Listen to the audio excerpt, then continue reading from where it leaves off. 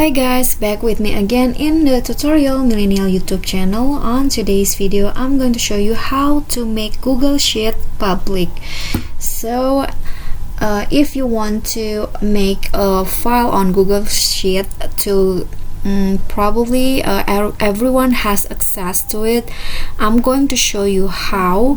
So the first thing that you need to do is open your Google Sheet file. For example, this one.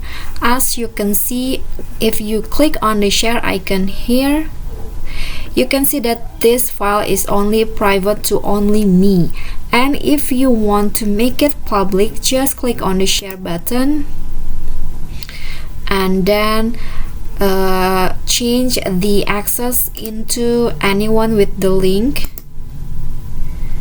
like this, and then click on done.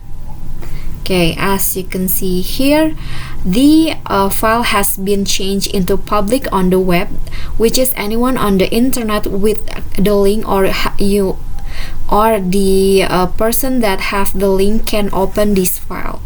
Okay, so it's so easy, right?